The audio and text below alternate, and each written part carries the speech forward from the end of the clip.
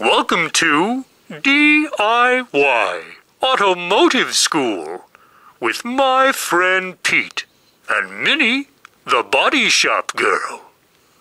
It's everything you need to know about cars and more.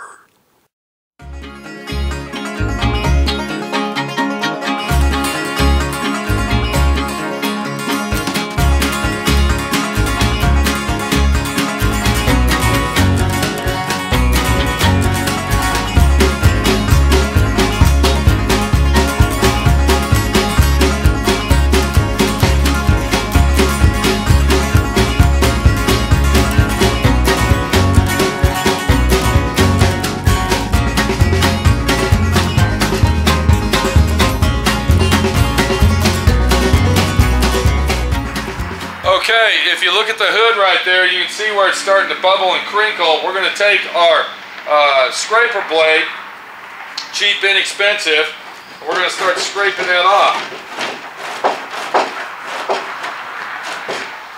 Now, one more thing you got to be cautious of are your body panels.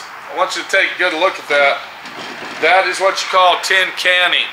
That means that this hood was been in a wreck and it's got some body damage or had body damage on it. You want to be very careful not to dent your car when you're doing this.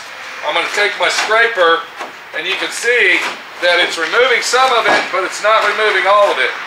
And remember I was telling you how it eats down in. The first coat is basically your starter coat because what happens is it really just kind of penetrates into the paint and gets it started. Well, that's what we got here.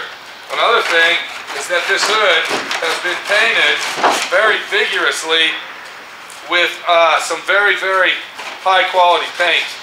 So it's going to take a little while to get the paint off of this hood and possibly these fenders as well. You can see that I'm scraping this fender and the paint is not coming off that easy. So look what we got here. Alright, let me get a piece here. Alright. And you can see the paint is not coming off and it's not bubbling up like it should. And what that's doing, that's telling me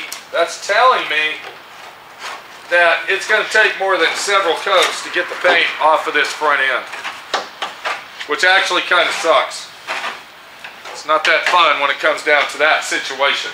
Another tool we're going to use is a cheap, inexpensive dust broom. And what that dust broom is going to do, it's going to get that loose stuff off and knock it down on the ground.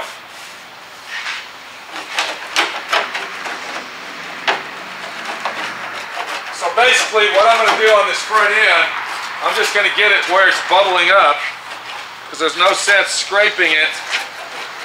Okay, here's a spot right here on this fender. There's no sense scraping it and trying to remove that when it's not even peeling off. Alright, what I've done, I went ahead and got all the loose stuff off. You can see it really didn't do anything, and we're just starting our process out by removing it. Let me get the stripper. We're going to put another coat on that, and while that's setting up, we're going to go ahead and start removing the paint off the roof and the door and the quarter panel. So I'm going to take my stripper. I'm going to use my roll and pull method that I am using like you see me do. I'm going to go ahead and apply another coat. This time I'm not going to push on the brush. You shouldn't be pushing on the brush anyway. You should just let the weight of the brush drag the stripper with you. We're going to go ahead and get up in here. Being careful not to override what we've already brushed on there. And another thing is be careful about splashing that stuff. Like I said, I'll probably tell you several times, you want to keep it off your skin. It will burn and it will hurt. So beware, you have been warned. We'll go ahead and put a coat over here. The same way, we're going to roll and pull. I'm not using any weight on the brush again. I'm letting the weight of the brush layer it out, and I'm rolling and pulling. That's very important. Alright, so while our stripper is activating on our hood, we'll go ahead and see what happens when we go ahead and do the roof panel. Now once again, this is a different paint on here, and you can see that it is coming off, not perfect, but pretty easy. And it feels and looks like it's acrylic enamel. That's what it feels like.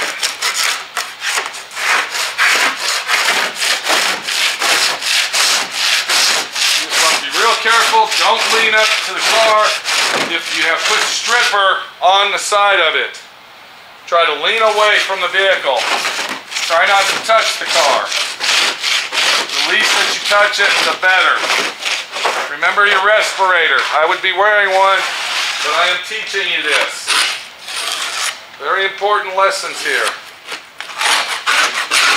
And like I said, it removes one coat at a time. So.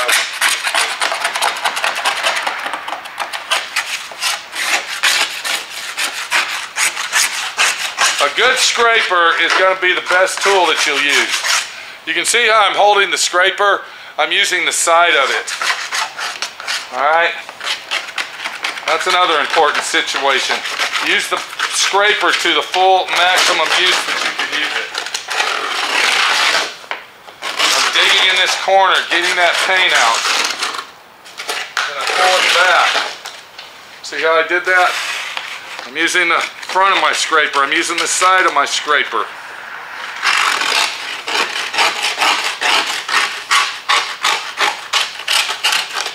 I'm getting down in that gutter rail real good. Using the edge of my scraper. And then once you've gotten it all off, you want to take your broom, just like you see me doing. And you want to knock that dry, flaky stripper off of the car. You don't want that to intermix with the new coat of stripper that you put on. Get as much off as you can. So I'm going to go ahead and repeat my process using my scraper only until I get down to the final coat of stripper that we're going to be able to use, and then I will switch over to my steel wool. When that time comes, we'll be back.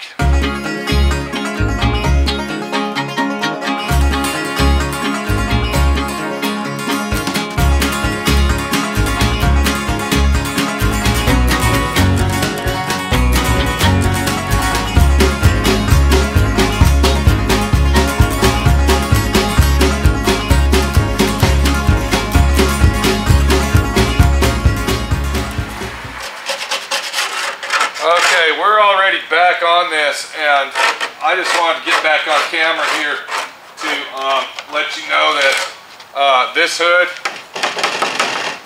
we're actually looking to get a new hood because that hood's tin canned, wrecked in the front, and the owner has notified me that that's an aftermarket hood. So we are actually not going to strip the hood, but you can see the magnitude of paint. Okay, you can see that this is the second thick coat that we put on it, and it's really coming off poorly. I'm actually really shocked, and looky here, look what we got here. I want to show you this. This is Bondo. That's Bondo right there. The owner did tell me that this car was in a collision wreck, front end collision. I already knew that. But you can see that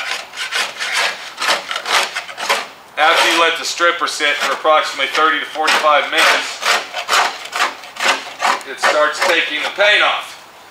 This car just happens to be one of them nightmare cars that is a bitch to get all the fucking paint off, because they're usually not like this.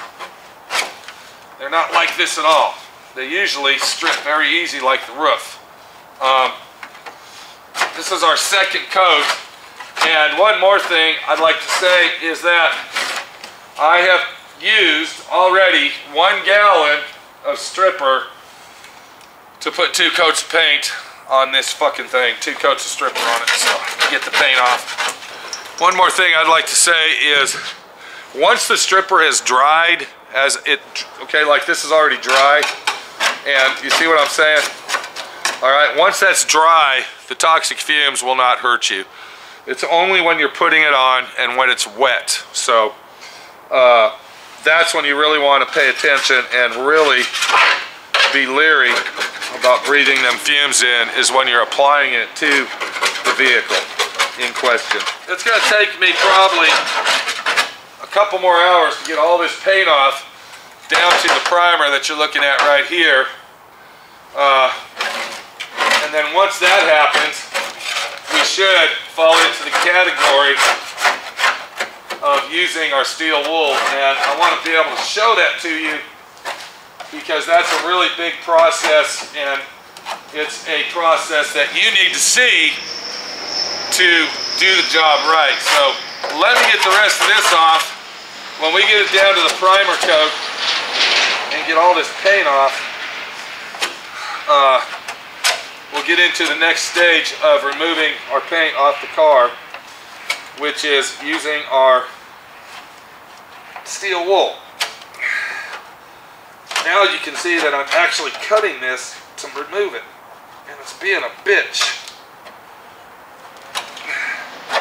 But this is it. This is how you remove the paint on a car that's already been painted before. If this would have been the original paint, we'd already have this stripped. This would be metal, but it's not. And that's just my fucking luck. Just my fucking luck.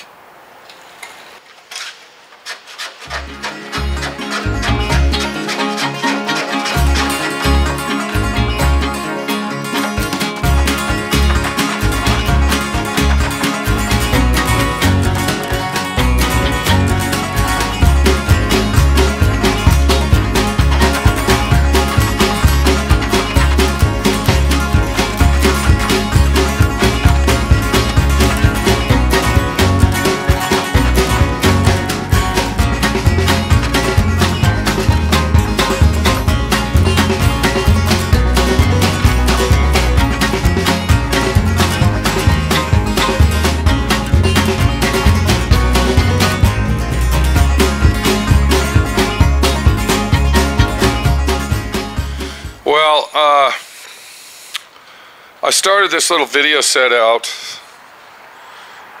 on a DIY situation, but this car that you're looking at right here is not a good car to make a DIY strip a car situation. We found out a lot of history about this car, stripping it down to bare metal. We found out that this quarter panel is full of Bondo. Full of fucking Bondo. That's all solid Bondo that you're looking at right there. That's Bondo right there. You can see it underneath there. Okay. This door was replaced at one time. That's telling me that this car was T-boned in this area. There's Bondo on the roof of the vehicle right there. As we come down in the back, you can see here's some more Bondo along this edge. You come over here in the back, and this is a Bondo. Got a lot of Bondo going on, a lot of Bondo. This is Bondo. Car's been rear-ended. All Bondo. And I'm sure there's going to be more Bondo in that area when we finally get the paint off. But I've been working on this car now for 2 days, stripping it down. This is where we started right here, and you can see I have put 5 coats of stripper on this, 5 coats. And I have come to the conclusion that this car is not a good example because it is taking so long an excruciating stripper job that here's some more Bondo. Why do they have Bondo on this pillar here? That's kind of giving me a situation. You can see the dent. You can see how it's dented right here, like somebody had hit it with a hammer or something, or it got dented right here. You can see that. So I think the owner's even shocked about this. I don't even think the owner knew that this car was in this shape. He did tell me that he bought this at a used car lot. So that's going to tell you the whole history of the car right there, is that this car was either totaled out or it was wrecked very badly, and whoever sold this car to the owner, Honda guy Randy, actually fixed it up to resell. You can see that this fender here has all the Bondo in it. We've been over that. This door has Bondo in it. This is all Bondo right here. That's telling me, it goes all the way down here, that's Bondo, okay? That's telling me that we had some type of collision in this area right here to put Bondo together like that, and also this A-pillar, whatever you want to call it, wrecked. Look at here, here's Bondo. It all goes up into here. So when you strip these cars down like this, it brings you into a roadmap of a situation, and you really start to feel the car out and know what's been going on with it. I got to put at least 2 more coats on this. And if you look in the trash can, you're going to see there's 2 gallons right there. Here's another new gallon right here. And our buddy Norm just went to buy 1 more gallon. What's the conclusion on this fucking thing? I'm going to tell you the conclusion on this car from reading the road map as I've been stripping it down. Look how much stripper I've already taken off of it, paint. Look at the fucking paint over here that I've taken off this side. And look at what I still got to do to this side, which is the original side that I started on. I got a lot of fucking work to do on this little fucking car just to get it in bare metal. And my conclusion is that this car was in some major wrecks. And Mr. Honda guy Randy bought this car at a used car lot. And the used car lot owner bought this car either from an auction or an insurance pull or an impound lot. And he had his guys whip it out, throw all this Bondo on it, replace that door, paint the whole car, and then resell it, which Randy was the lucky owner to buy it. And I'm sure when Randy bought this car, it looked like a brand new fucking car, because this car has been painted 3 fucking times, the whole car. 3 fucking times. And we're not talking paint on top of paint. We're talking paint, then primer, then paint, then primer, then paint. And then of course the original paint under that. So this has got a lot of thick fucking paint. I can't believe this little car is giving me more fucking problems than a fucking 1959 Cadillac would be giving me. 5 fucking coats of fucking stripper already applied to the car. Because I'm thinking we're gonna take 4 fucking gallons of stripper to get this bitch in bare fucking metal.